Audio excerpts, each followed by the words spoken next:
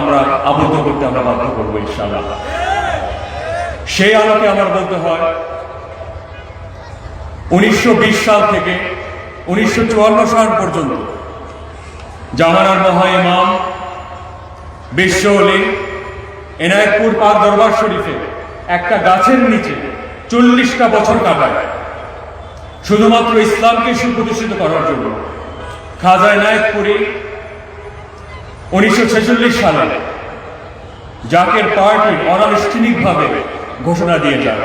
উনি বলেন যে বাবা, এই জাকের পার্টি হযরত শের আলী গাজীর জাকের পার্টি, এই জাকের পার্টি হযরত শাহজালাল রহমতুল্লাহের জাকের পার্টি, এই জাকের পার্টি হযরত শাহপরান রহমতুল্লাহের জাকের পার্টি। এই পার্টি বাবা মনে রাখো মুজাদ্দেদ আল ফিসানি শাইখ আহমেদ সেরেন্দির পার্টি। যেই মুজাদ্দেদ আল ফিসানি মনে রাখেন মোগল সাম্রাজ্যের সম্রাট, মোগল সম্রাট আকবরের বিরুদ্ধে রুখে দাঁড়িয়েছিল এই ইসলামকে প্রতিষ্ঠিত করার জন্য। এই পার্টি মুজাদ্দেদ আল ফিসানির পার্টি।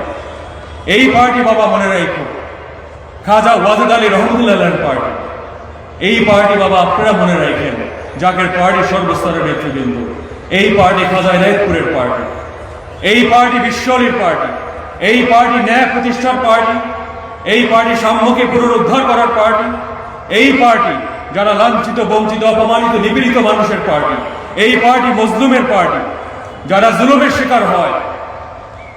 আমি আপনাদের উদ্দেশ্যে বলব, আজকে সেই দিন চলে আসছে, বাংলার মানুষ নিঃস্ব হয়ে পড়েছে, এতিম হয়ে পড়েছে। ইসলামের মূল্যবোধগুলোকে তিল তিল করে হত্যা করে দেওয়ার ষড়যন্ত্র লিপ্ত হচ্ছে মানুষ। আমি আপনাদের উদ্দেশ্যে বলবো, দল মত নির্বিশেষে জাকের পার্টি করেন বা অন্যান্য দলের অংশীদারিত্ব আপনারা করেন, কিছুই যায় আসে না। দেশের স্বার্থে, সত্য ইসলামের স্বার্থে আমি সিলেটবাসীর কাছে আমি আহ্বান জানাচ্ছি, আপনারা দলে দলে জাকের পার্টিতে যোগদান করেন। এই পার্টিতে কোনো দুর্নীতি হয় না, এই পার্টির দ্বারা চাঁদাবাজি হয় না, এই পার্টির দ্বারা হানাহানি হয় না, এই পার্টির দ্বারা রক্তপাত হয় না। 32 বছর ধরে আমরা জাকের পার্টি করে আসছি। আমরা চাঁদাবাজি করি নাই, আমরা দুর্নীতি করি নাই, আমরা হানাহানি করি নাই, আমরা গরিবের পেটে কোনোদিন লাথি দেই নাই, এমনকি মানুষকে কোনোদিনও অপমান করে কোনোদিন কথা বলি নাই। তো তাই আমাদের সম্মান দেওয়া জাকের পার্টির আদর্শ, এটি আমাদের নীতি। যেহেতু 900 বছর ধরে বাংলাদেশে আমরা টিকে আছি, তো তাই আমি বিনয়ের সাথে বলবো, জাকের পার্টির বিরুদ্ধে কেউ বাজি ধরেন না। এই পার্টি আল্লাহ রাব্বুল আলামিনের পার্টি, এই পার্টি সত্যের পার্টি, এই পার্টি ন্যায়ের পার্টি, এই পার্টি সত্য ইসলামের পার্টি। তাই আমি পরিপূর্ণভাবে বিশ্বাস করি, আমি ক্ষুদ্র পরিসরের মানুষ হলো, আপনারা আমাকে অর্থনীতিবিদ হওয়ার সেই সুযোগটা আপনারা আমাকে দিয়েছেন, অর্থনীতি বিভাগের অধ্যাপক হওয়ার সেই সুযোগটা আপনারা আমাকে দিয়েছেন। সেই প্রেক্ষিতে আমার বলতে হয়, গতদিন আমি বক্তব্যতে বললাম, ফরিদপুরে আমার নিজ জন্মভূমিতে যেয়ে বলেছিলাম যে বাংলাদেশে বর্তমানে অর্থনীতির বাজেট প্রায় 6 লক্ষ কোটি টাকা। বাংলাদেশের 64টি জেলা, 12টি মহানগর, 493টি উপজেলা, 632টি থানা, 4554টি ইউনিয়ন, 49,500টি ওয়ার্ড, 86,000 গ্রাম। বাংলার শান্তিকামী মানুষ 18 কোটি মানুষ রয়েছে। দেশে অর্থের কোনো ধরনের অপর্যাপ্ততা নেই।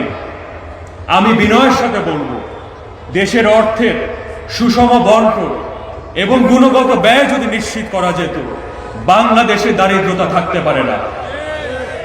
বর্তমানে যে অর্থনৈতিক বৈষম্য বাংলার জমিনে বিরাজ করছে, আমি একজন বাংলাদেশের সাধারণ সচেতন নাগরিক হিসাবে আমি শঙ্কাবদ্ধ।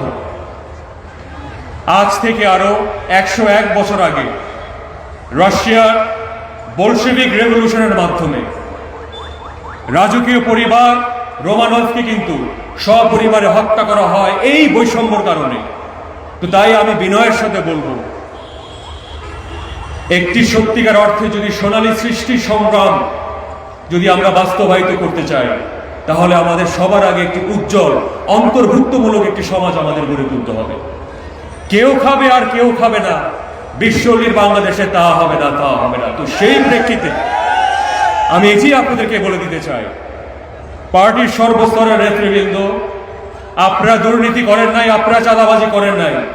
যারা আজকে সংসদে প্রতিনিধিত্ব করছে, আমি বিনয়ের সাথে বলবো, সম্মানের সাথেই বলবো, আপনারা তাদের চেয়ে কোনো অংশে আপনারা কম নয়।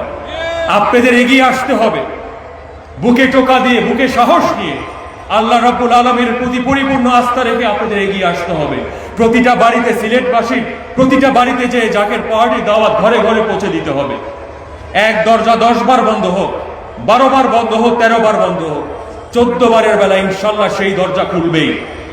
তিল তিল করে জাকের পার্টির দাওয়াত আমি আপনাদের কাছে আহ্বান জানাচ্ছি, আপনারা ঘরে ঘরে পৌঁছায় দেন। জাকের পার্টির ইশতেহার, জাকের পার্টির গঠনতন্ত্র, মা বোনেরা প্রতিটি বাড়িতে যে আপনারা প্রতিজ্ঞাবদ্ধ থাকবেন, প্রতিটি মানুষকে, সিলেটবাসীর, সুনামগঞ্জবাসীর, হবিগঞ্জবাসীর, মৌলভীবাজারবাসীর প্রতিটি বাড়িতে যে জাকের পার্টি দাওয়াত আপনারা পৌঁছে দিবেন। একদিন বিশ্বলি নসিহত করেছিলেন যে বাবা, যেই দিন গোলাপ ফুলের প্রতীকে বৃষ্টির মতো ভোট আসবে, পৃথিবীর কোনো শক্তি নাই বাবা যে এই জাকের পার্টিকে আর কোনোদিন আটকে রাখতে পারবে।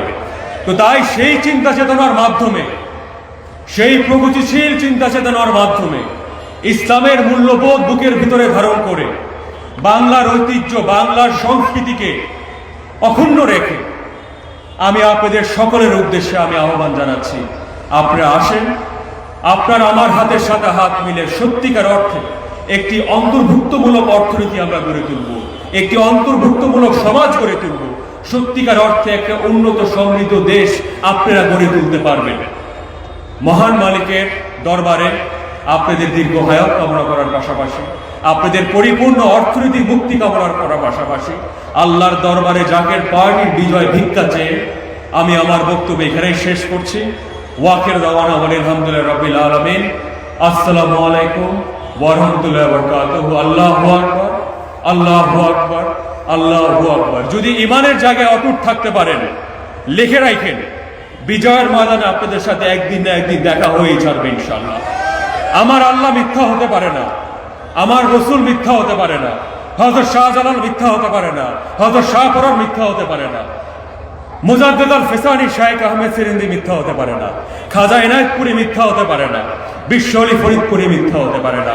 এবং তারা যদি সত্য হয়, তারা যদি সত্য হয়ে থাকে, সর্বকালের সর্বশ্রেষ্ঠ মহামানব নবী করিম সাল্লাল্লাহু আলাইহি সাল্লাম যদি সত্য হয়ে থাকে, ইনশাআল্লাহ জাকের পার্টির বিজয় অবশ্যম্ভাবী, অবশ্যম্ভাবী, অবশ্যম্ভাবী।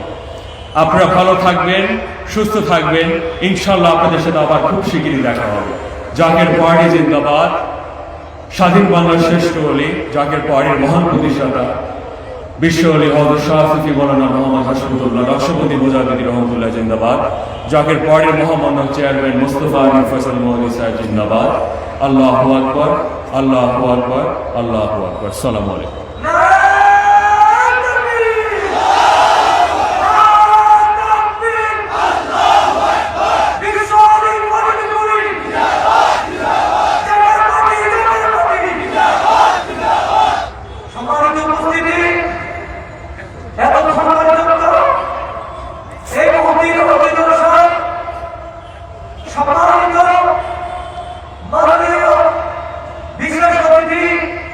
অত্যন্ত গুরুত্বপূর্ণ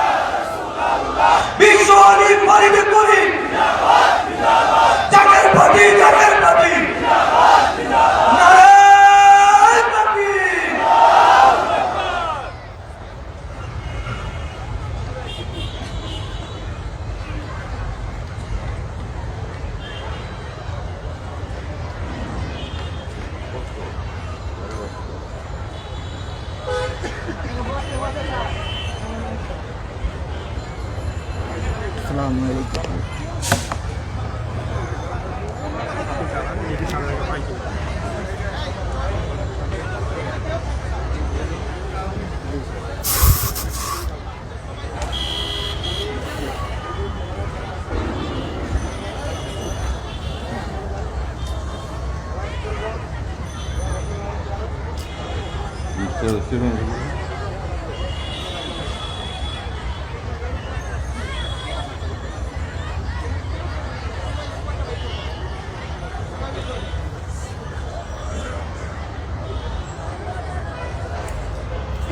أعوذ بالله من الشيطان الرجيم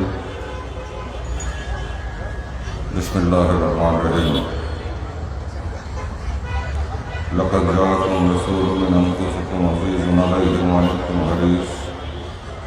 حريص عليكم بالمؤمنين رؤوف رحيم فإن تولوا فقل حسبي الله لا إله إلا هو عليه توكلت وهو رب العرش العظيم ما قال محمد أحد من رجالكم ولكن رسول الله وخاتم النبيين وكان الله بكل شيء عليما إن الله وملائكته يصلون على النبي يا أيها الذين آمنوا صلوا عليه وسلموا تسليما الصلاة والسلام عليك يا رسول الله الصلاة والسلام عليك يا حبيب الله الصلاة والسلام عليك يا خير خلق الله الصلاة والسلام عليك يا نور عرش الله الصلاة والسلام عليك يا رفيق العاشقين الصلاة والسلام عليك يا شمس العارفين الصلاة والسلام عليك يا شفيع المسلمين الصلاة والسلام عليك يا رحمة للعالمين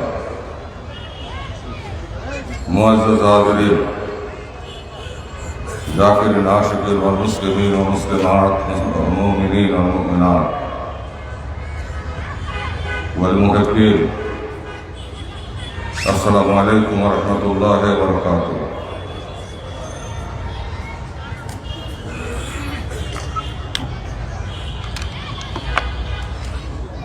বিজয়ের মাসের এই শেষ প্রান্তে এসে আমি মহাবলী বাদশাহ আদরা রহমতুল্লাহ রায়ের কত মোবারক স্পর্শিত পূর্ণভূমি সিলেটে আসতে পেরে নিজেকে ধন্য মনে করছি এবং আপনাদের কাছে তাই আমি আনন্দ প্রেরিত হয়েছি, উৎসর্গিত হয়েছি। আপনারা সবাই আমার শুভেচ্ছা ভালোবাসা গ্রহণ করলেন। আসসালামু আলাইকুম রহমতুল্লাহ বারাকাতুহু। বক্তব্যের প্রারম্ভে আখরি জামানা সর্বশ্রেষ্ঠ মুজাদ্দেদ আখরি মুর্শিদ বিশ্বলি কালা অপরিপুরি কুদ্দুস আসল আজিজ কেবলান সাহেবের মহাপুত্র কদম মুবারক কোটি কোটি চুম্বন জানাচ্ছি। কোটি কোটি চুম্বন জানাচ্ছি তিনার আন্তর্জাতিক উত্তরাধিকার তেনার স্থলাভিষিক্ত মহামান্য হাজর কাজা মিয়াজান মুজাদ্দিদের কদম মুবারক। শ্রদ্ধা জানাচ্ছি তাদের পরিবারের সকল সদস্য এবং সদস্যদের। বিজয়ের মাসের এই শেষ প্রান্তে এসে আজকের এই সমাবেশে শ্রদ্ধা করে স্মরণ করি সর্বকালের সর্বশ্রেষ্ঠ বাঙালি জাতির জনক বঙ্গবন্ধু শেখ মুজিবুর রহমান এবং ৭৫-এ হৃদয় বিদয়ের রক্তাক্ত ঘটনার মধ্য দিয়ে জাতির জনকের পরিবারে যারা শাহাদাত বরণ করেছিলেন সেই সহ শহীদ আমাদেরকে শ্রদ্ধা করে স্মরণ করছি। এই দেশ মাতৃকাকে স্বাধীন করার জন্য যে ৩০ লক্ষ শহীদ বুকের তাজা রক্ত ঢেলে দিয়েছিলেন সেই সব শহীদ আমাদেরকে শ্রদ্ধা করে স্মরণ করছি। সেই সব মা বোনদেরকে যারা ৭১-এর স্বাধীনতা যুদ্ধে সংগ্রাম করেছিলেন। আল্লাহ তাআলা শহীদ আমাদের সবাইকে জান্নাতুল ফেরদাউস নসিব করুন। ভাই বোনেরা আমার, বহু কষ্টের বিনিময়ে, বহু দুঃখের বিনিময়ে, অনেক রক্ত ঢেলে আমরা এই দেশটিকে স্বাধীন করেছি। এমনি এমনি স্বাধীন হয় নাই। লক্ষ লক্ষ মানুষের বুকের রক্তের বিনিময়ে আল্লাহ পাক এই দেশকে স্বাধীনতা দিয়েছেন। ৯৯% মুসলমানের এই দেশ, বাঙালি মুসলমানদের এই দেশ, সেই সঙ্গে অন্যান্য ধর্মগুলির হাজার বছর ধরে এই দেশে শান্তির সাথে বসবাস করছে। কারণ ইসলাম প্রেমের ধর্ম, ইসলাম শান্তির ধর্ম, ইসলাম সহনশীলতার ধর্ম। নিজেদের ধর্মের তাহজিব তমদ্দুন সমুন্নত রেখে অন্য ধর্মাবলম্বীদের প্রতি সহনশীল হওয়ার যে শিক্ষা, তাদের জান এবং মাল, তাদের ধর্মের অধিকার সংরক্ষণের যে শিক্ষা ইসলাম দিয়েছে, সেই শিক্ষার পথে বাংলার মুসলমানরা আবহমান কাল ধরে অবিচল ছিল, আছে এবং থাকবে। আমরা চাই এ দেশটি মাথা তুলে দাঁড়াক। আমরা চাই বাংলাদেশ শক্ত অর্থনীতি ভিতের উপরে প্রতিষ্ঠিত হোক। আমরা চাই বাংলার মানুষ অর্থবিত্ত সম্পদ প্রাচুর্যে ভরপুর হোক। আমরা চাই বাংলার মানুষ শান্তিতে বসবাস করুক। আমরা চাই আমাদের এই দেশের সকল নাগরিকের অন্ন, বস্ত্র, বাসস্থান সহ সকল সমস্যার সমাধান হোক। আমরা চাই জাতি ঐক্যবদ্ধ হোক। আমরা চাই দেশের উন্নয়ন। আমরা চাই দেশের প্রতিরক্ষা ব্যবস্থা শক্তিশালী ভিতের উপরে প্রতিষ্ঠিত থাকুক। কিন্তু এই ঐক্য বিনষ্টের জন্য অব্যাহতভাবে চক্রান্ত চলছে। স্বাধীনতা যুদ্ধ পূর্ব সময়কালে এবং স্বাধীনতা পরবর্তী সময় যে রক্তাক্ত অধ্যায়গুলি তৈরি হয়েছে এবং পরবর্তীকালে এদেশে ৯২% মুসলমানদের মতো বিভক্তি সৃষ্টির জন্য যেসব কর্মকাণ্ড হয়েছে বা এখনো চলমান আছে, আমি সমস্ত ওলামায়ে কেরাম, সুফিয়ানে নিজাম তাদের প্রতি আহ্বান জানাবো, আপনারা এমন কোনো বক্তব্য দেবেন না, এমন কোনো কথা বলবেন না যাতে করে কলেমার উপরে প্রতিষ্ঠিত এই ৯২% মুসলমান তাদের মধ্যে কোনো ধরনের ঐক্য বিনষ্ট হয়। আল্লাহ তাআলা কোরআন শরীফে ইরশাদ করেন, ওয়াতাসিমু বিহাবলিল্লাহি জামিআ ওয়া লা তাফাররাকু, আল্লাহর রজ্জুকে শক্ত করে ধরো, পরস্পর থেকে বিচ্ছিন্ন হয়ো না। রাসূল পাক সাল্লাল্লাহু আলাইহি ওয়াসাল্লাম ইরশাদ করেছিলেন বিদায় হবে। তিনি ভাষণে বলেছিলেন, তিনার বক্তব্য বলেছিলেন, তিনার বয়ানে বলেছিলেন যে তোমরা ঐক্যবদ্ধ থেকো। কুল্লু মুসলিমুন ইখওয়া, নিশ্চয় জানিও হে জগতের মানুষ, আজ হয়তো আমার তোমাদের সাথে সেই সাক্ষাৎ, আর হয়তো তোমাদের সাথে আমার দেখা নাও হতে পারে। তোমরা এখানে যারা উপস্থিত আছো আর যারা এখানে উপস্থিত নাই, তোমরা আমার এই কথাগুলো তাদের কাছে পৌঁছে দিও, হয়তো তারা তোমাদের চাইতে বেশি উপলব্ধি করবে। ধর্ম নিয়ে জবরদস্তি করো না, ধর্ম নিয়ে বাড়াবাড়ি করো না। ধর্ম নিয়ে জবরদস্তি করতে গিয়ে বহু জায়গায় আল্লাহর কোরআনে ধ্বংস হয়েছে। সমস্ত পৃথিবীর মুসলমান পরস্পর ভাই। নিশ্চয় জানিও আরবের উপর অনারব, অনারবের উপর আরবের কোনোই প্রাধান্য নাই। প্রাধান্য যার যার তাকওয়া বা খোদাভীতি। যে আল্লাহ তাআলাকে ভয় করে সে কোনোদিন আল্লাহর হুকুম এবং রাসূল পাক সাল্লাল্লাহু আলাইহি ওয়াসাল্লামের নির্দেশনা বরখেলাপ করতে পারে না। আর তার ভিত্তি হচ্ছে ঐক্য। নিশ্চয় জানিও কুল্লু মুসলিমুন ইখওয়া, সমস্ত পৃথিবীর মুসলমান পরস্পর ভাই। তাই কবি গেয়েছেন, ধর্মের পথে শহীদ যাহার আমরা সেই সে জাতি, সাম্য মৈত্রী এনেছি আমরা বিশ্ব করেছি খ্যাতি, আমরা সেই সে জাতি। পাপবিদগ্ধ তৃষিত ধারায় লাগিয়ে আনিল যারা, মরুর তপ্ত বক্ষ নিহারি শীতল শান্তি ধারা। উচ্চ নিচের ভেদ নাই, সব ভাই ভাই একসাথে, আমরা সেই সে জাতি। কেবল মুসলমানের লাগে আশিরিত ইসলাম, সত্য যে চায় আল্লাহ মানে মুসলিম তারি নাম।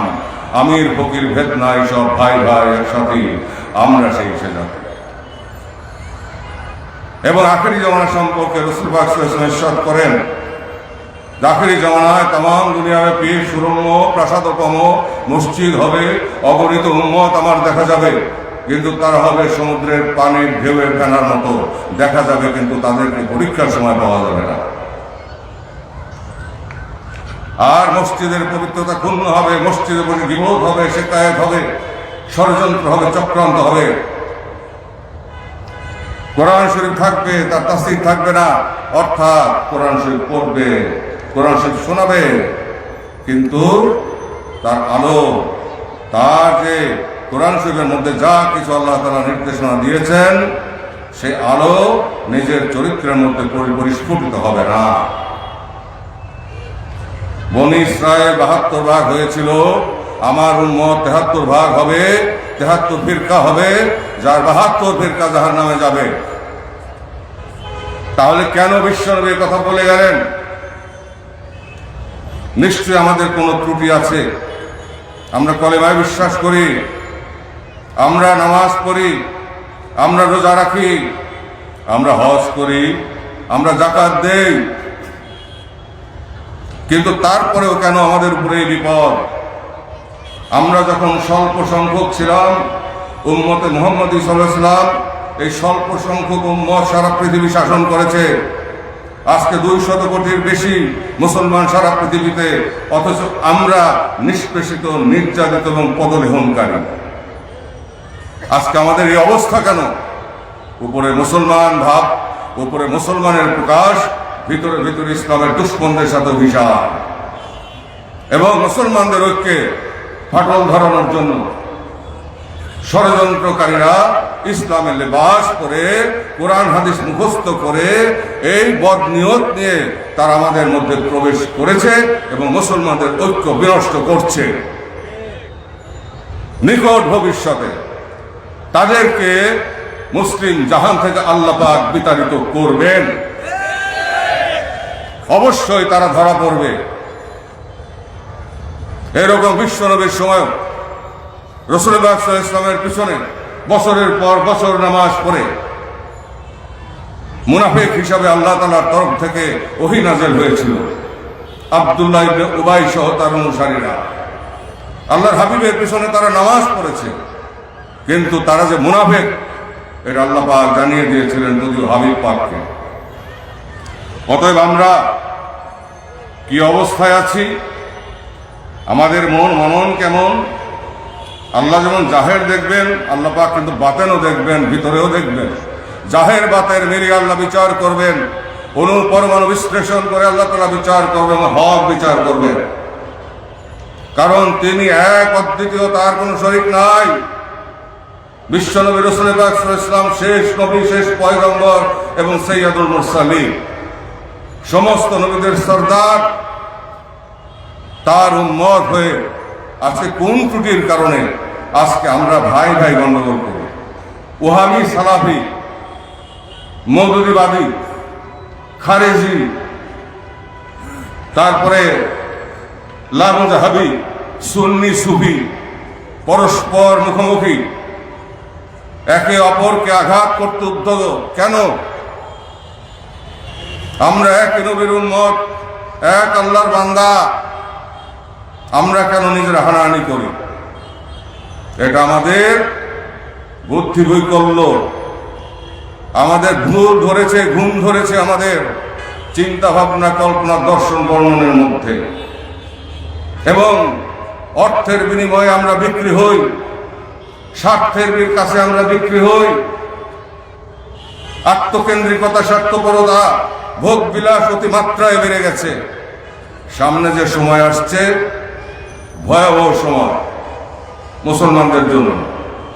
আমরা যদি এখন থেকে সচেতন না হই, তাহলে কিন্তু সর্বনাশ হবে। আমি পরিষ্কারভাবে বলে গেলাম, সারা পৃথিবীতে যত মুসলমান আছে, সে যেই মাযহাবেরই হোক, যেই দর্শনেরই হোক, যখন মুসলমানদের দুশ্মনরা মুসলমানদেরকে হত্যা করতে উদ্যত হবে, তখন কে সালাফি, কে ওহাবি, কে সুন্নি, কে শিয়া, কে লামুজাহাবি, কে মুতাজিলা, কে কি, কে সুন্নি, কে সুফি, এইগুলি কিন্তু বিচার করবে না। এক চেটিয়া শেষ করবে, মাটির সাথে মিশাই দিবে। এবং এই জন্য আমাদের মধ্যে ঘাপটি মারা মুনাফিকরা দায়ী। সেই দুর্গন্ধ বাংলার মাটিতে এসেছে। মুখে কোরআনের বাণী আর নিয়তের মধ্যে অন্য চিন্তা চেতনা। আরেকটি বিষয় হলো যে নিজের বিদ্যা জাহির করা আর আরেকজন আলেমকে, আর একজন পীর সাহেবকে গালিগালাজ করা, কাফের ফতোয়া দেওয়া কথায় কথা। এই আল ফিতনা তো অসাধ্য মিনাল কাতলে, ফিতনা সৃষ্টি করো না, ফিতনা সৃষ্টি করা হত্যাকাণ্ডের চাইতে অধিক পাপ। আর হত্যাকাণ্ড মহাপাপ। আল্লাহ পাক কোরআন কারীমে ইরশাদ করেন যে একজন মানুষকে হত্যা করলো সে যেন সারা পৃথিবীর মানুষকে হত্যা করলো, যে একজন মানুষকে রক্ষা করলো সে যেন সারা পৃথিবীর মানুষকে রক্ষা করলো। অহংকার করা মহাপাপ। আল্লাহ পাক বলেন অহংকার আমার ভূষণ, আমার ভূষণ যে টানাটানি করে আমি তাকে জাহান্নামে নিক্ষেপ করি। হিংসা সম্পর্কে রাসূল পাক সাল্লাল্লাহু আলাইহি ওয়াসাল্লাম ইরশাদ করেন হিংসা মানুষের নেক আমল সমূহকে তেমনি ভাবে প্রজ্বলিত করে যেমনি ভাবে আগুন গাছের পাতাগুলিকে পোড়ায়, গাছের পাতাগুলো আগুনে পুড়ে তেমনি ভাবে পুড়ে যায়। অতএব এক নামাজ থেকে আর এক নামাজ পর্যন্ত আমরা কি করি সেই জবাব কিন্তু তখন আল্লাহ তাআলার কাছে দিতে হবে আপনাকে। আমি কোন চিন্তায় থাকি, কোন কল্পনায় থাকি, কোন দর্শনে থাকি, কোন বর্ণনায় থাকি, এবং কোন কল্পনায় থাকি, কোন শ্রবণে থাকি, কোন পরিবেশে থাকি, কি কাজ করি, মানব কল্যাণে কি কাজ করি, কতটুকু প্রেম আমার মধ্যে আছে, ইশকে ইলাহি কতটুকু, সেই পথে ইশকে রাসূল কতটুকু, এবং জামানার ওলি আল্লাহ সকলের মুহাব্বত এবং সহবত আমাদের মধ্যে কতটুকু, সৎসঙ্গের আকাঙ্ক্ষা আমাদের মধ্যে কতটুকু, অসৎসঙ্গে আমরা কতটুকু মিশি, সেগুলো কিন্তু আমাদেরকে চিন্তা করে চলতে হবে। যদি নামাজ আল্লাহর দরবারে কবুলিয়ত প্রাপ্ত হতে হয়, কবুলিয়ত লাভ করাইতে হয়, এত সহজ না। বুকের তাজা রক্ত ঢেলে দিয়ে ইসলাম এসেছে। সাহাবায়ে কেরামরা জীবন দিয়েছেন ইসলামের জন্য, ঘর বাড়ি ছেড়েছেন, বৃত্তি পেশা, টাকা পয়সা, ধন দৌলত সব পরিত্যাগ করেছেন, রাসূল পাক সাল্লাল্লাহু আলাইহি ওয়াসাল্লাম পাক মহব্বতে নিজেদেরকে উৎসর্গ করেছেন, রক্ত ঢেলেছেন। কিসের জন্য? আবু জাহেল যখন আল্লাহর হাবিবকে বলল যে তুমি কি চাও, মক্কার বাদশাহী চাও, ভোগ বিলাস চাও, অর্থবিত্ত চাও, সব তোমাকে আমরা দেব, কিন্তু তুমি তোমার ধর্মমত প্রচার বন্ধ করো। আল্লাহর হাবিব সাল্লাল্লাহু আলাইহি ওয়াসাল্লাম প্রত্যুত্তরে বললেন আমার এক হাতে চন্দ্র আর এক হাতে সূর্য এনে দিলেও আমি আমার মহাসত্য থেকে এক চুল পরিমাণ বিচ্যুত হব না। এটাই হচ্ছে রাসূল পাক সাল্লাল্লাহু আলাইহি ওয়াসাল্লামের কাসলত, আহলে সুন্নাত ওয়াল জামাতের কাসলত। আর এই একটি ভাগের কথাই রাসূল পাক সাল্লাল্লাহু আলাইহি ওয়াসাল্লাম বলেছেন তার রহমত প্রাপ্ত, তারা জান্নাতি। এখন সেই ভাগটাকে, সেই ভাগ বের হয়ে আসবে সামনে। কে কেমন আবেদ, কে কেমন আল্লাহর দাসত্ব করে, কে কেমন ইমানদার, সেটা সামনে বের হয়ে আসবে। সময় আসছে, নিকট ভবিষ্যতে উপমহাদেশ জুড়ে ভয়াবহ পরিস্থিতি হবে। পরিষ্কার ভাষায় আপনারা শুনে রাখেন, নিজ চোখে দেখবেন। মধ্যপ্রাচ্য জুড়ে প্রলয়ঙ্করী ধ্বংসাত্মক ঘটনাবলী ঘটবে। তারপরে বিশ্বযুদ্ধ। কে কেমন মুসলমান তখন প্রমাণ হবে। তো যাই হোক, রাসূল পাক সাল্লাল্লাহু আলাইহি ওয়াসাল্লামের পাক মহব্বত কিন্তু আল্লাহ তাআলার সন্তুষ্টির মাধ্যম। লা ইউমিনু আহাদুকুম হাত্তা আকুনা হাব্বা ইলাইহি মিন ওয়ালিদিহি ওয়া ওয়ালাদিহি ওয়ান নাস আজমাইন। রাসূল পাক সাল্লাল্লাহু আলাইহি ওয়াসাল্লামের সেই মহব্বত যে তোমার সমস্ত পরিবার পরিজন সহ সমস্ত পৃথিবীর মানুষ থেকে, এমনকি তোমার নিজের জীবন থেকেও আমি নবীকে বেশি ভালোবাসো। এবং রাসূল পাক সাল্লাল্লাহু আলাইহি ওয়াসাল্লাম ইরশাদ করেন, আমার উম্মতের মধ্যে এমন উম্মত থাকবে যার হাকিমুল উম্মত হবে। তোমরা আমার কাছে বসে যেই নিয়ামত লাভ করছো, ইশতেলাহ লাভ করছো, আল্লাহ তাআলা দিদারের মাকামের নিয়ামত তোমরা হাসিল করছো, এবং জগৎকে কল্যাণকর কাজে নিজেদেরকে নিবেদিত রাখার যে পথ তোমাদের সামনে পরিষ্কার হচ্ছে, তোমাদের ইন্দ্রিয় সমূহ পবিত্র হচ্ছে, আল্লাহর জিকির তোমাদের মধ্যে জারি হচ্ছে, তোমরা আলোকিত হচ্ছ, জাহেরে বাতেনে তোমরা পবিত্র হচ্ছ, ঠিক তেমনি ভাবে আমার হাকিমুল উম্মতদের কাছে বসেও তারা সেই একই নিয়ামত, রহমত এবং বরকত পাবে। এই জন্য আল্লাহ পাক কোরআন শরীফে ইরশাদ করেন, কুনু মা'আস সাদিকিন ইন্না রাহমাতাল্লাহি কারীবুম মিনাল মুহসিনিন। তাশাহুদের ভিতরেও কিন্তু আল্লাহ তাআলা প্রত্যুত্তরে বলেছিলেন যে আপনার উপরে সালাম, রহমত এবং বরকত, এবং আপনার দত্তভুক্ত সালেহীনদের উপরেও রহমত এবং বরকত এবং সালাম। আজকে আমরা মুসলমানরা কি গীবত, শিকায়েত, হিংসা, বিদ্বেষ, মারামারি, হানাহানি, গালাগালি, এমন সমস্ত কথাবার্তা, কথায় কথায় কাফের, সবাই সবার দৃষ্টিতে কাফের। এইগুলি কিন্তু আমাদেরকে পরিত্যাগ করতে হবে, ভ্রাতৃত্ববোধে আবদ্ধ হতে হবে। এমনি এমনি হবেন, আর তা না হলে আল্লাহর গজবে হবে। এমন মায়ের আসবে যে এক জায়গায় কিন্তু আসতে হবে কলেমায়ে বিশ্বাসী সমস্ত মুসলমানদের। আর আপনার দায়িত্ব পালন করতে হবে সঠিকভাবে। সেটা কি? যে আল্লাহ তাআলার ইবাদত, দাসত্ব করা, আল্লাহ রসুলের আনুগত্য করা, এবং জামানার আমিরের আনুগত্য করা, আমিরুল মুমিনিনের আনুগত্য করা, এবং তার নির্দেশিত পথে চললে কোরআনের আলো, হাদিস শরীফের বাণীসমূহ যে জ্ঞান, সেই জ্ঞান আপনার মধ্যে সেই আলো জ্বলে উঠবে। আপনার খাসলত পরিবর্তন হবে, আপনার চিন্তা, আপনার কল্পনা, দর্শন, বর্ণন, আপনার হস্তপদরাজির প্রয়োগ, সমস্ত পদক্ষেপগুলি আপনার পবিত্র হবে। নিঃশ্বাসের বিশ্বাস নাই, কুল্লু নাফসিন যায়কাতুল মউত। পানাহার সম্পর্কে রাসূল সাল্লাল্লাহু আলাইহি ওয়াসাল্লাম পথ দেখিয়ে গেছেন। তুমি এতটুকু খাও, পেটের 3 ভাগের 1 ভাগ তুমি খাদ্য দিয়ে পূর্ণ করো, 1 ভাগ পানি দিয়ে, আর 1 ভাগ ইবাদতের জন্য তুমি রাখো, আল্লাহ অর্থাৎ আল্লাহর দাসত্বের জন্য রাখো। তা আল্লাহর দাসত্ব কিন্তু বহু প্রকার। পৃথিবীর সমস্ত কল্যাণকর কাজে নিজেদেরকে নিবেদিত রেখে তারপর আল্লাহর হুজুরে হাজির হয়ে আল্লাহকে সিজদা করা। অতএব আমানতু বিল্লাহি ওয়া মালাইকাতিহি ওয়া কুতুবিহি ওয়া রাসূলিহি ওয়াল ইয়াউমিল আখির ওয়াল কদরি খাইরিহি ওয়া শাররিহি মিনাল্লাহি তাআলা ওয়াল বাসিত বাদাল মাউত। এই সমস্ত কিছুর উপর বিশ্বাস স্থাপনই হচ্ছে ইসলাম। আর মানবতা এই সৃষ্টি জগতে রহমতময় করার জন্য, আল্লাহ রহমতের দরজা খোলার জন্য যা কিছু কল্যাণকর কাজ করা দরকার, সেটা প্রতিটি মুসলমানের দায়িত্ব। অতএব আমরা যেমন ঐক্যবদ্ধ থাকবো, আমাদেরকে যেমন ঐক্যবদ্ধ থাকতে হবে, তেমনি ভাবে অন্য ধর্মাবলম্বীরাও যেন ভীত সন্ত্রস্ত না হয়, তাদের জান, মাল এবং ধর্মীয় অধিকার যাতে ক্ষুণ্ণ না হয়, সেদিকে আমাদেরকে খেয়াল রাখতে হবে। আমাদের শক্তি বৃদ্ধি করতে হবে, কিন্তু বিনা কারণে শক্তি প্রয়োগ করা যাবে না, অত্যাচার করা যাবে না, এটা ইসলামের নিষেধ। প্রেম দিয়ে, ক্ষমা দিয়ে ইসলাম প্রচার করতে হবে, ধৈর্য ধারণ করে ইসলাম প্রচার করতে হবে। জাহেরে বাতেনে আল্লাহর সান্নিধ্য লাভের পথে যেমন রিয়াজত করতে হবে, তাজকিয়ায়ে নফস অর্জন করতে হবে, সাধনা করতে হবে, তেমনি ভাবে জগতের সব কল্যাণকর কাজ করতে হবে, একত্রিত ভাবে, বিচ্ছিন্ন ভাবে নয়। অতএব সময় আসছে আপনারা ঐক্যবদ্ধ হন। আর সেই ঐক্য আপনাদেরকে ঐক্যবদ্ধ হতে হবে জাকের পার্টির পতাকার নিচে।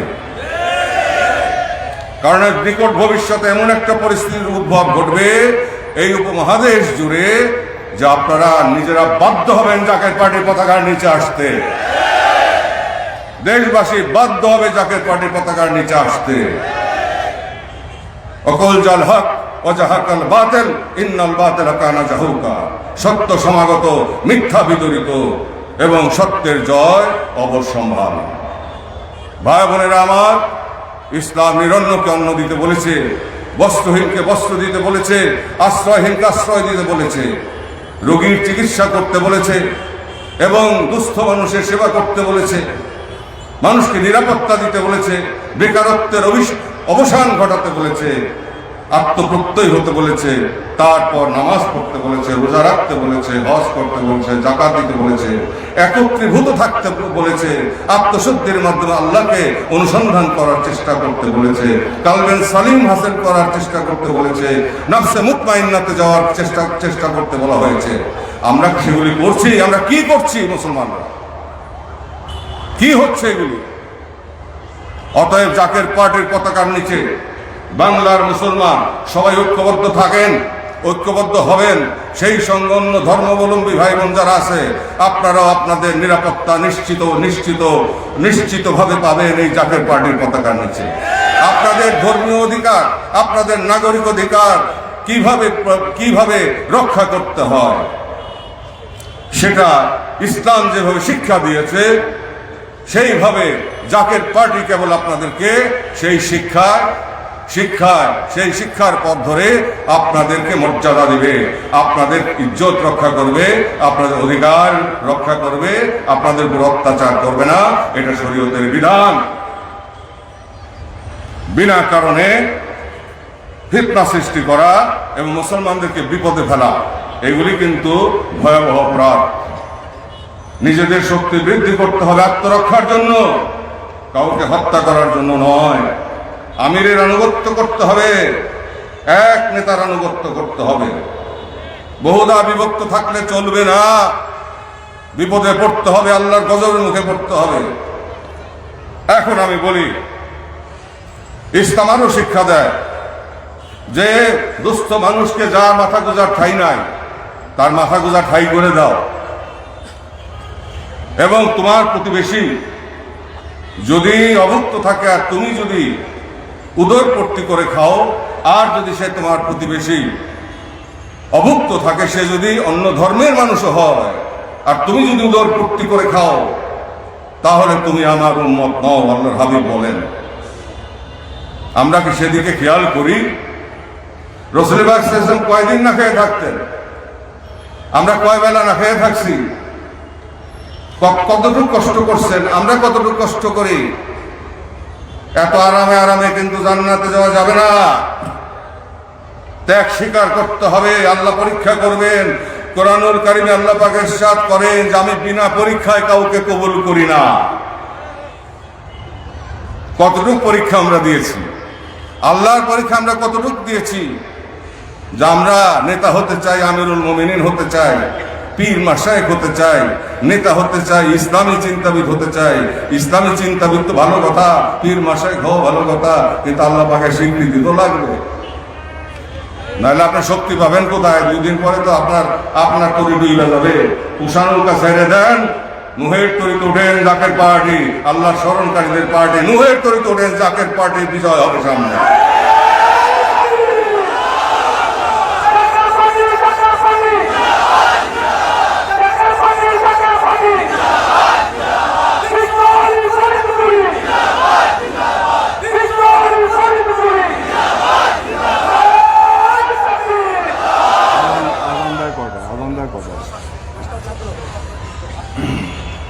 এখন দেশের আভ্যন্তরীণ বিষয়ে 2-1টি কথা বলতে চাই, যেটা কিছু তথ্য উপাত্ত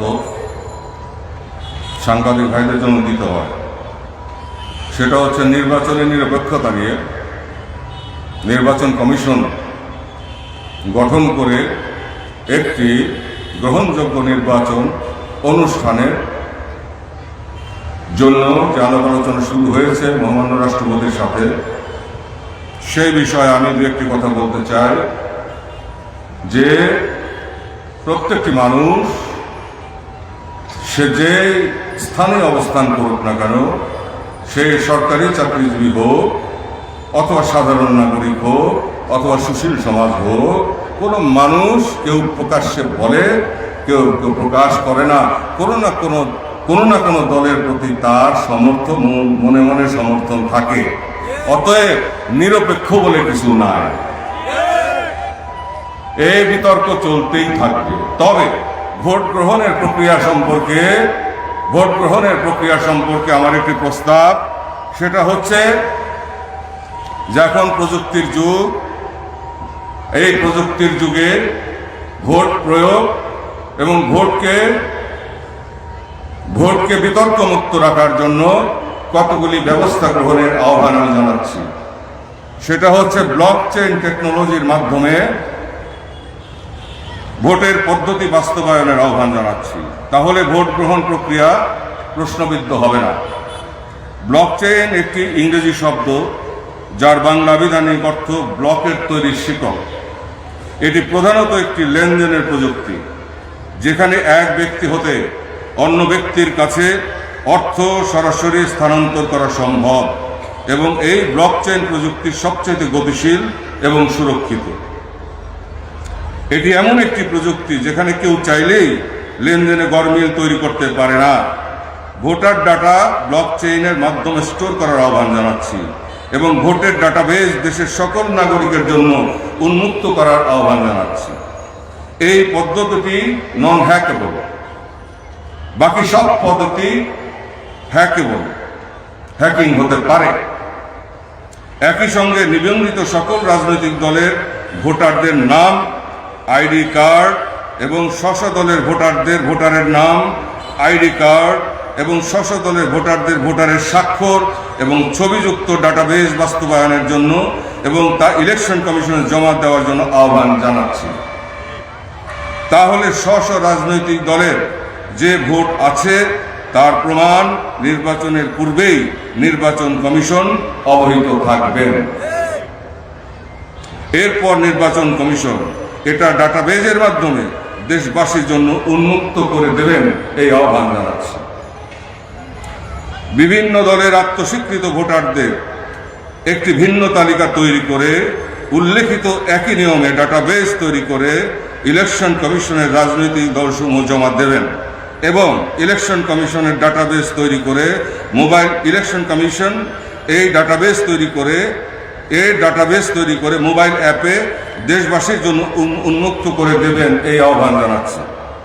একই সঙ্গে উপরোক্ত সার্বিক ব্যবস্থাদি বাস্তবায়নে ভোট গণনা এবং ফলাফলের সাথে স্ব রাজনৈতিক দলের ভোট প্রদান, পরিমাণ এবং ফলাফলের সাথে চেক অ্যান্ড ব্যালেন্স হতে পারে।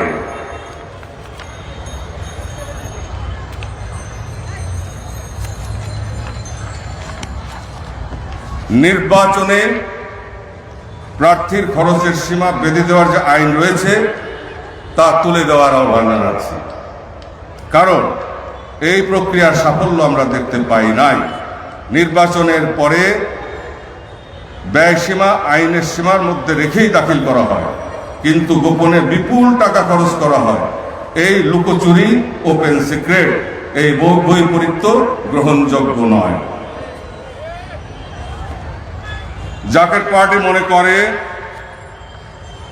টাকা দিয়েই শুধু ভোটারদের আকর্ষণ করা যায় না, বরঞ্চ ভোটারদের আকর্ষণ করার জন্য প্রার্থী ভিন্ন প্রক্রিয়ায়ও সফল হতে পারেন।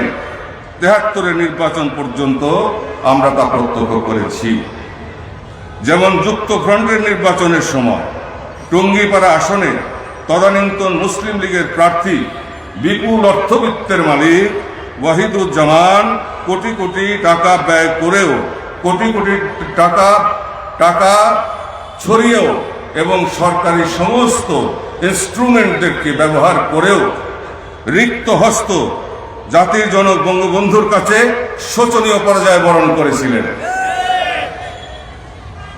কালো টাকা এবং পেশিশক্তির রাজনীতির নামে অপরাজনীতির বর্তমান চর্চার স্থানে যুক্তফ্রন্টের নির্বাচনে রিক্ত হস্তে জাতির জনক বঙ্গবন্ধু যেভাবে ভোটারদের হৃদয় জয় করে বিপুল ভোটে বিপুল অর্থবিত্তের মালিক তদানীন্তন সরকারি প্রার্থীকে শোচনীয়ভাবে পরাজিত করেছিলেন, সেই সময় ভোটার এবং প্রার্থীর মধ্যে যে প্রেমমধুর সেতুবন্ধন রচিত হতো, সেই রাজনৈতিক চর্চা ফিরিয়ে না আনতে পারলে গণতন্ত্র কখনোই শক্ত ভিতের উপর প্রতিষ্ঠিত হতে পারবে না। প্রকৃত গণতন্ত্র প্রতিষ্ঠার প্রক্রিয়ার বিপরীতে ষড়যন্ত্র, পেশিশক্তি, কালো টাকার ব্যবহারে এবং দলের সাথে দলের জিঘাংসামূলক রক্তাক্ত হানাহানি পবিত্র গণতান্ত্রিক অগ্রযাত্রার পথকে রুদ্ধ করবে এবং বারবার গণতন্ত্র মুখ থুবড়ে পড়ার আশঙ্কা থাকবে। এই প্রস্তাবগুলো আমি দিলাম আজকের এই সমাবেশ থেকে। দেশের বৃহত্তর স্বার্থে, জাতির বৃহত্তর স্বার্থে। আল্লাহ পাক যা চাইবেন জগতে তাই ঘটবে এবং সেটা নির্ধারিত। এই জন্য আল্লাহ তাআলা রসুলগণকে, নবীগণকে প্রেরণ করেছেন। নবুয়তের দরজা বন্ধ হয়ে যাওয়ার পরে হাকিমুল উম্মতদেরকে প্রেরণ করেছেন।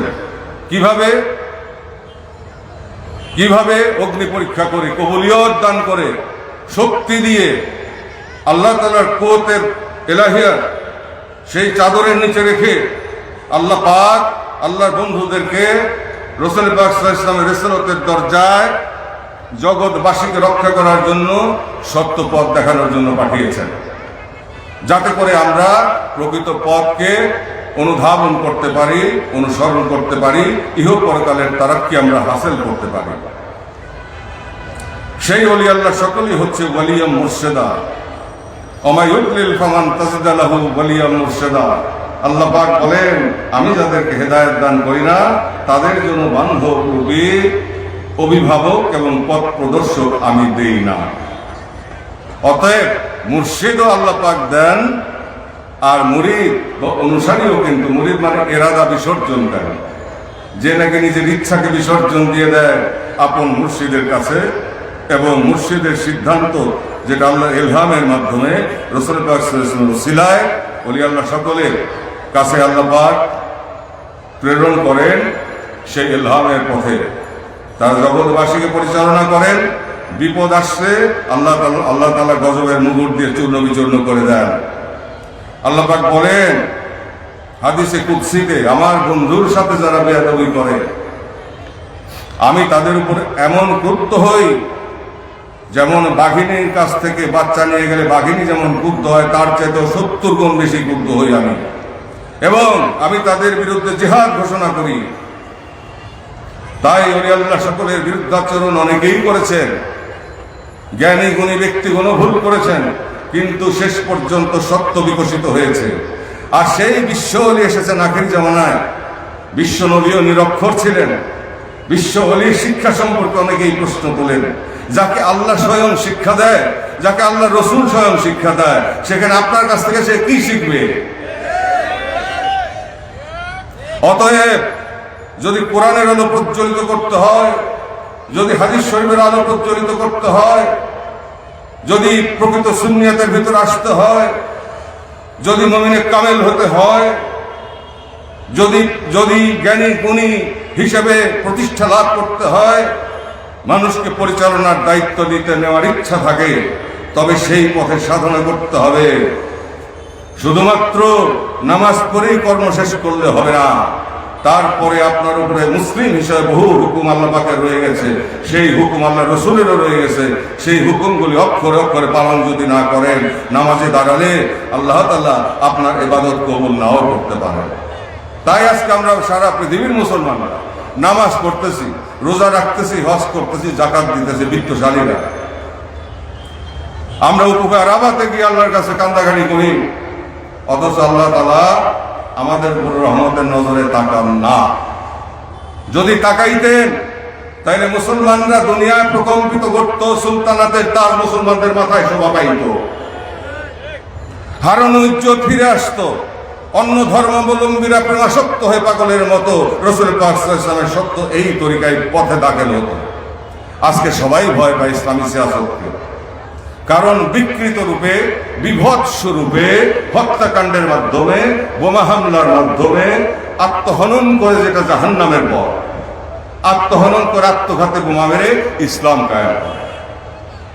সবাই আতঙ্কিত, এমনকি মুসলমানরা পর্যন্ত আতঙ্কিত যে ইসলামী সিয়াসত আসলে আমার জীবন থাকবে না। আর অন্য ধর্মাবলম্বীরা তো বিতশ্রদ্ধ হয়ে এক সময় বিধর্মীরাই অন্য ধর্মের মানুষ তো পাগলের মতো এসে রাসূল পাক সাল্লাল্লাহু আলাইহি ওয়াসাল্লামের কদম মোবারকে ইসলাম কবুল করেছে না, ইসলামের বিশ্বাস স্থাপন করেছে, এবং প্রেম পাগল হয়ে তারা বিশ্বাস স্থাপন করে, তারা সত্য নিয়ে দিকে দিকে ছড়িয়ে পড়েছে, জীবন দিয়েছে। আজ কেন মানুষ, এমনকি মুসলমানরা পর্যন্ত ইসলামী সিয়াসত পছন্দ করে না, ইসলামী সিয়াসত আনতে চায় না, যে আপনারাও আলেম ওলামারা ওই ওয়াজ নসিহত করেন আর ওই মসজিদে নামাজ পড়ান বা পড়েন, এই পর্যন্তই থাকেন, রাষ্ট্র পরিচালনা আসার চিন্তা আপনারা করেন না। পৃথিবীর সমস্ত মুসলিম দেশে সে একই অবস্থা। অতএব ইসলাম প্রচারের পথে চিন্তাশীল হন। মুসলমানদের ঐক্যের ব্যাপারে আপনারা সবাই আসেন, বসে আমরা সকল সমস্যা আমরা সমাধান করি এবং সমস্ত মুসলমানদেরকে একত্রিত করি। সেই সঙ্গে অন্য ধর্মাবলম্বীদেরকে আমরা স্নেহের ডোরে বেঁধে রাখি, তাদের নিরাপত্তা দিই, তাদের মর্যাদা দিই। তাহলে দেখবেন যে বিশ্ববাসী ইসলামের শাশ্বত মহিমাময় চাঁদের আলোয় বিমোহিত হবে, পাগল হবে।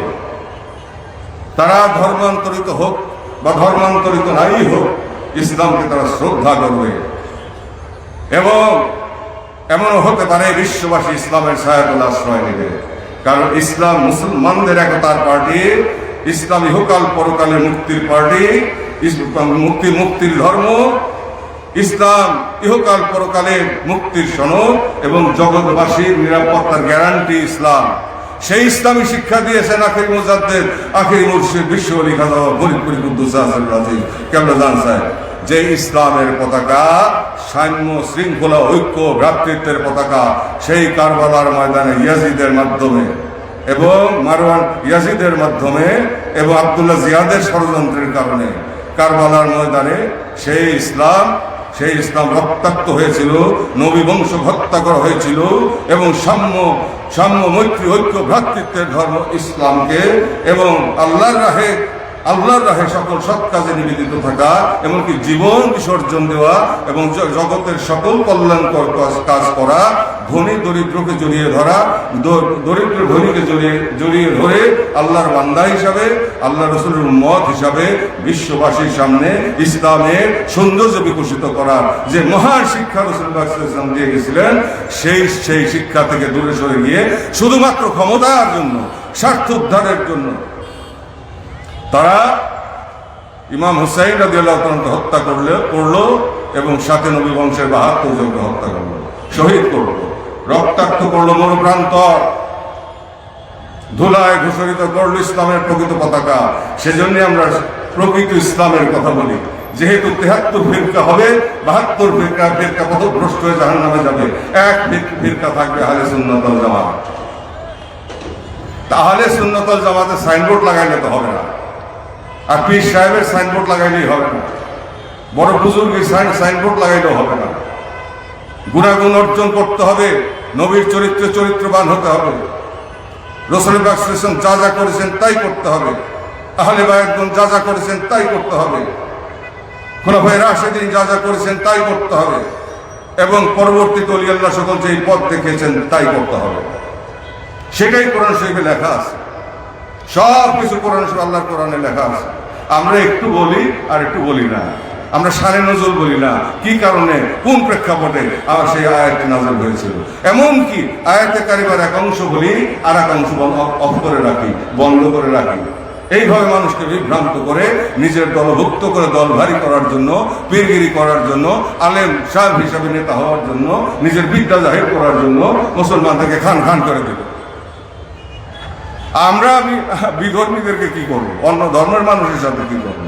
আমরাই তো নিজেরা মরি, সামনে তো নিজেরাই মারামারি করে মরে যাবো, শেষ হয়ে যাবে। আর যেরকম কাফের ফতোয়া শুরু হয়েছে কথায় কথায়, এরকম কাফের ফতোয়া আল্লামা ইকবালকে দিয়েছিল। যখন সে শিকুয়া বই লিখল, প্রশ্ন, তখন সমস্ত দেওবন্দ থেকে সমস্ত আলেমরা একসাথে কাফের ফতোয়া দিল। যখন ইকবাল জবাবে শিকুয়া অর্থাৎ প্রশ্নের উত্তরের একটা বই লিখলো, তখন সমস্ত আলেমরা তাকে আল্লামা উপাধি দিল।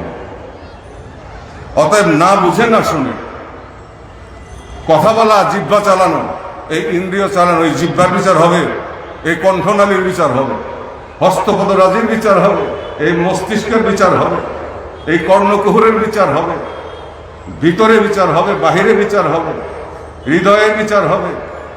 আল্লাহ পাক তো ছাড়বেন না এমনি, মরতে তো হবে সবাইকে, কুল্লু নাফসিন যায়কাতুল মউত। অতএব সময় থাকতে একত্রীভূত হন, এই আহ্বান আমি জানাচ্ছি।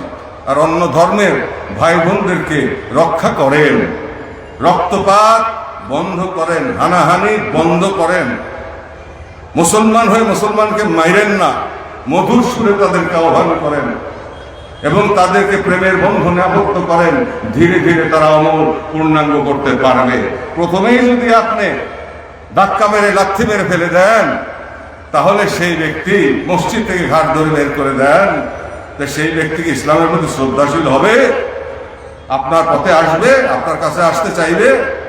আর আপনি যদি প্রকাশ্য এই আপনাদের বক্তব্যের মধ্যে আপনারা যদি পরস্পরকে গালিগালাজ করতে থাকেন, কাফের ফতোয়া দিতে থাকেন কথায় কথায়, তাহলে কি আপনাদের প্রতি মানুষের শ্রদ্ধা থাকবে? শ্রদ্ধা থাকবে না। আপনারা ইসলামকে কালিমালিপ্ত করবেন না। আপনারা জ্ঞানী, আপনাদের ধর্মজ্ঞান আছে আপনাদের মধ্যে, কোরআন শরীফ জানেন, হাদিস শরীফ জানেন, সবই জানেন। শুধুমাত্র নাফসানিয়াতের কারণে এখানে আপনারা পরাজিত। এই নাফসে আম্মারা, এই দেহ মাটির দেহ, এর ভিতরে শয়তান ঘুরে, আপনার অজান্তে আপনার অবচেতনে আপনাকে গ্রাস করবে শয়তান। ইন্না শয়তান লিল ইনসানি আদুউম মুবিন। আপনি বুঝতেও পারবেন না যে আপনার মাথা খারাপ করে দিয়েছে।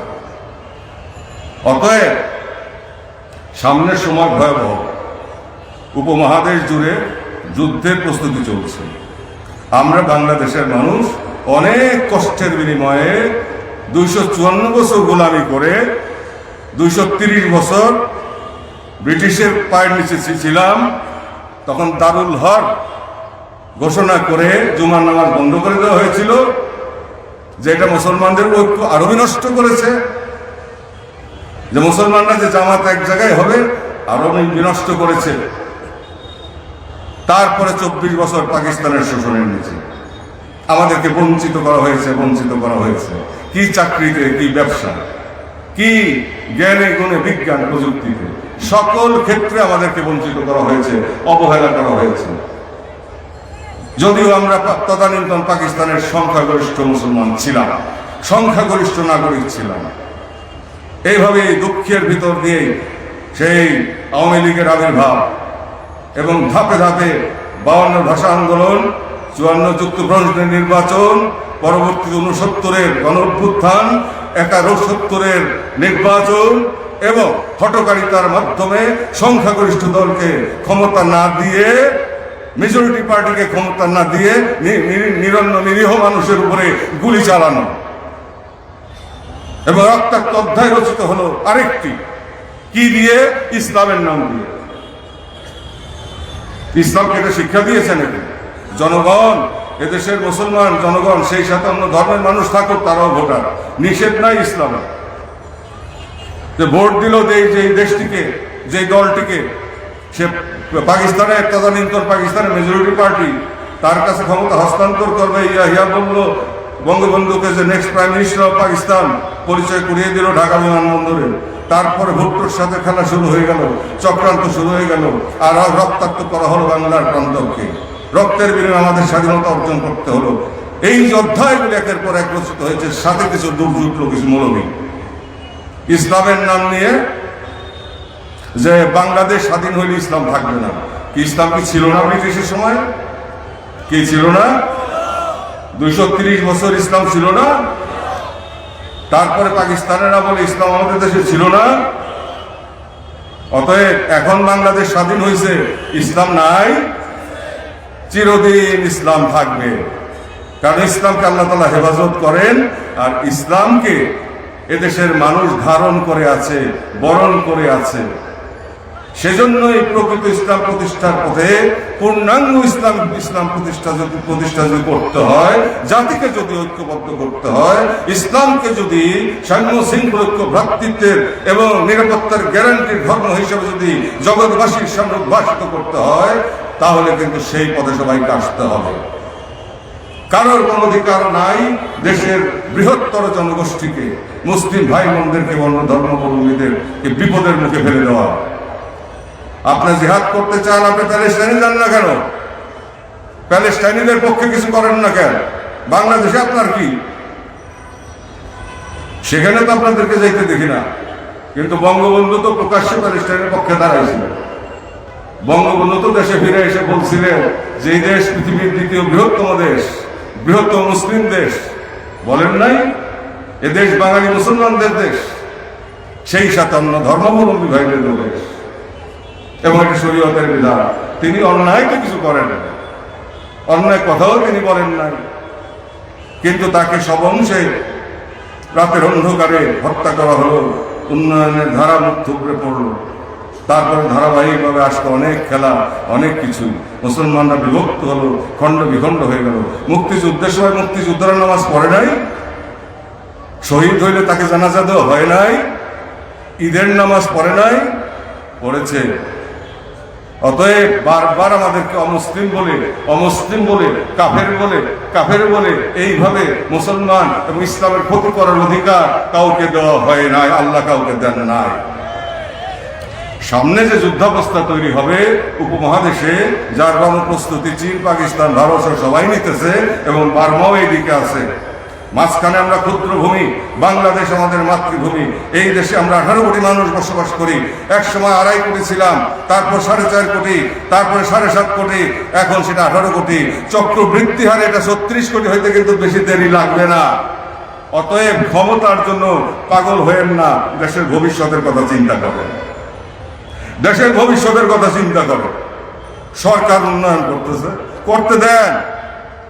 আপনি আপনার দলের মাধ্যমে একটা উন্নয়ন পরিকল্পনা রচনা করেন। আপনাদের তো পয়সার অভাব নাই, যারা ক্ষমতায় ছিলেন আপনাদের তো পয়সার অভাব নাই, টাকা পয়সা জোগাড় করেন, ফাউন্ডেশন করেন, ট্রাস্ট করেন, এবং আপনারাও গরিব দুঃখী দেশবাসীর জন্য রাস্তাঘাট নির্মাণ করেন, ঘর বাড়ি বানিয়ে দেন, শিল্প কারখানা বসান, চাকরি বাকরির ব্যবস্থা করেন, ব্যবসা বাণিজ্যের ব্যবস্থা করেন, গরিবের পাশে দাঁড়ান, মাথা গোজার ঠাই করে দেন, তাদের অন্ন বস্ত্র বাসস্থানের ব্যবস্থা করে দেন, তাদের স্বাস্থ্য সেবার ব্যবস্থা করে দেন, গ্রামে গ্রামে ক্লিনিং করেন।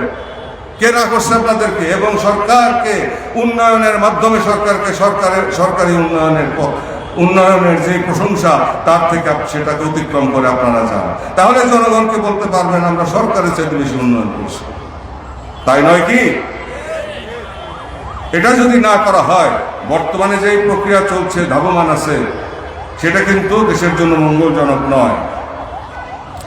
আরেকটি কথা, যেই কথা বলছিলাম, যে উপমহাদেশ জুড়ে পর্দার অন্তরালে যে রণদামামা বাজছে, পর্দাটা উঠে গেলেই টের পাবে 2 বছরের মধ্যে যে রণদামামা বাজছে। সেখানে আমরা বাংলাদেশ, ছোট্ট একটি দেশ, 18 কোটি মানুষ, আমরা বিশাল জনসংখ্যা নিয়ে আমরা এই দেশে বসবাস করি। তার মধ্যে প্রায় 10-15 লক্ষ রোহিঙ্গা এসে ঢুকছে পূর্ব দিক থেকে। সবকিছু সম্পর্কে আমরা অবগত আছি। আমাদের দেশটা যাতে আমরা রক্ষা করতে পারি সেই যুদ্ধাবস্থায়, এবং আমাদের দেশের মানুষদেরকে যেন আমরা হেফাজত করে রাখতে পারি, এবং দেশের উন্নয়নকে যেন একটি স্তরে আমরা রাখতে পারি, উন্নয়নের চলমান গতিধারাকেও যেন আমরা সংরক্ষণ করতে পারি, সেই দিকে খেয়াল দেয়। খালি ক্ষমতা ক্ষমতা ক্ষমতা, শুধুই ঝগড়া ঝগড়া ঝগড়া, সমালোচনা, এই তো দেখি রাজনীতির নামে। আর ধর্মের নামে তো আছেই কাফের কাফের কাফের, ও নির্বোধ, ও আহম্মক, ও কি জানে, ও পাগল, ইত্যাদি ইত্যাদি, ও কাফের, এই বলি আমরা সময় পার করে দিলাম। আর চতুর্দিক দিয়ে কিন্তু মেঘ, কালো মেঘ কিন্তু আসতেছে। এরপরে মধ্যপ্রাচ্যে আমি বিশ্ব পরিস্থিতি বিশ্লেষণ করে কথাগুলি বলে গেলাম, আপনারা মনে রাখবেন। অতএব মুসলমানদের বৃহত্তর স্বার্থে, শান্তিকামী নিরীহ অন্য ধর্মাবলম্বীদের নিরাপত্তার বৃহত্তর স্বার্থে আমাদের একতাবদ্ধ হওয়া এবং দেশকে রক্ষা করার কোনো বিকল্প নাই। আর সেই বিকল্প বর্তমান সরকার চালাচ্ছে, চালাক। আর বিকল্প যদি আসতেই হয়, সেই বিকল্প হচ্ছে জাকের পার্টি। কারণ এটা আল্লাহ তাআলার সিদ্ধান্তের উপরে হবে। কুলিল্লাহুম্মা মালিকাল মুলকি তুতিল মুলকা মান তাশা ওয়া তানজিউল মুলকা মিম্মান তাশা ওয়া তুইজ্জু মান তাশা ওয়া তুযিল্লু মান তাশা ওয়া বিয়াদিকাল খায়র ইন্নাকা আলা কুল্লি শাইইন কাদির। অতএব যেটা নির্ধারিত সেটা হবেই। জাকের পার্টির পথকে কেউ রুদ্ধ করতে পারবে না। তবে ধৈর্যধারী দল জাকের পার্টির যে পরিমাণ শক্তি সারা দেশে আছে, ইচ্ছা করলে বহু আগে আমরা ঘটনা ঘটাই দিতে পারতাম, ক্ষমতায় যাওয়া যেতে পারতাম। বহু লোক আমাদের হাত ধরে ক্ষমতায় গেছে, আবার ক্ষমতার থেকে পেরে গেছে। সেই ইতিহাস তো আপনারা জানেনই। এই রাজনীতিবিদরা বা রাজনৈতিক দলের প্রধানরা আমার বাবার কাছে গেছে কি আর নেই? আল্লাহরে পাওয়ার জন্য। আল্লাহ রসুলের চরিত্র হাসিল করার জন্য এবং তার জিয়ারত নসিব হওয়ার জন্য না, তারা গেছে কোটি কোটি মানুষের ভোট ক্যাশ করতে।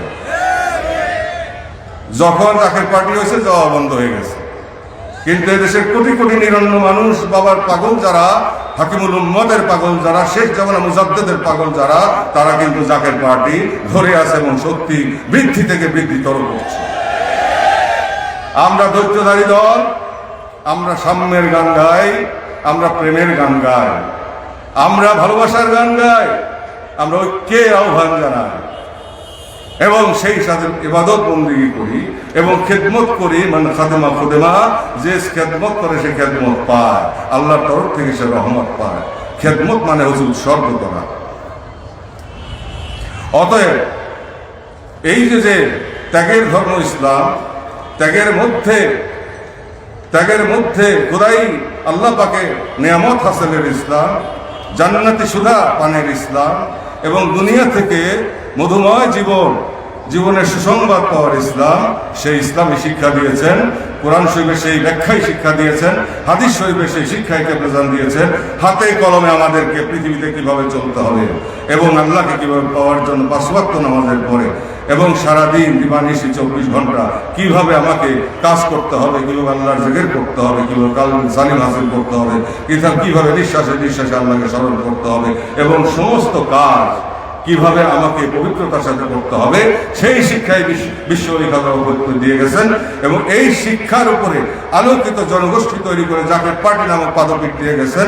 অতএব জাকের পার্টির ধৈর্যধারীদের দল, জাকের পার্টির সাম্য ঐক্য ভ্রাতৃত্বের দল, জাকের পার্টির প্রকৃত ইসলামের ধ্বজাধারী দল, জাকের পার্টি বিজয়কে কেউ ঠেকাই রাখতে পারবে না। তবে যেমনি তেমনি আমরা ক্ষমতায় যে ক্ষমতা হালুয়া রুটি খাবো এবং আমরা বাহাদুরি করে বেড়াবো, সেই আকাঙ্ক্ষা জাকের পার্টি লালন করে না। বিপদের সময় জাকের পার্টি থাকে, ভবিষ্যতেও থাকবে। ইনশাআল্লাহ জাকের পার্টি ছিল, জাকের পার্টি আছে, জাকের পার্টি থাকবে। জাকের পার্টিকে ধ্বংস করার বহু চেষ্টা হয়েছে, পারে নাই। ইনশাআল্লাহ আল্লাহর রহমতে, বাবার রুহানি দোয়ার বরকতে পারবেও না ইনশাআল্লাহ।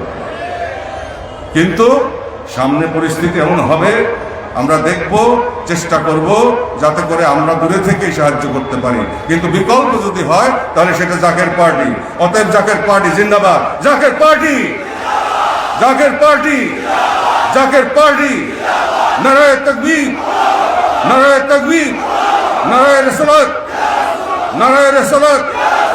বিশ্বলি খাজা ফরিদপুরি, বিশ্বলি খাজা ফরিদপুরি।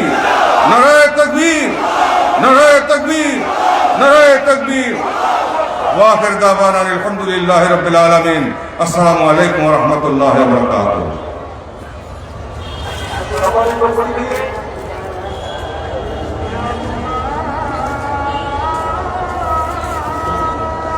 নামাজ তোমরা পড়াইলো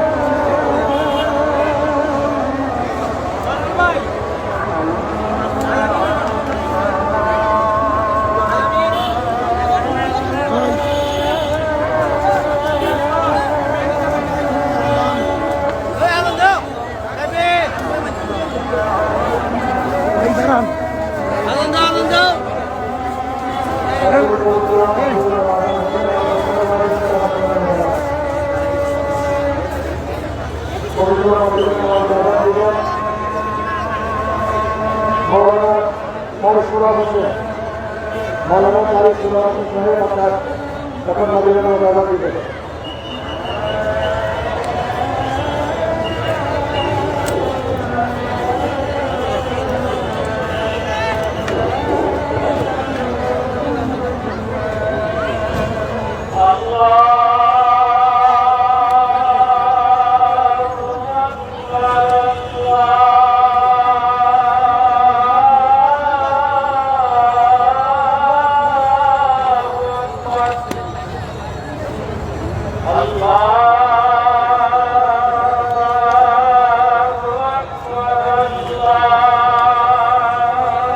ধন্যবাদ সবাইকে, ভালো থাকেন, সুস্থ থাকেন। আবার ইনশাল্লাহ দেখা হবে 31শে ডিসেম্বর ময়মনসিংহ ইসলামী মহাজলসা থেকে। ভালো থাকবেন সবাই। আসসালামু আলাইকুম ওয়া রাহমাতুল্লাহ।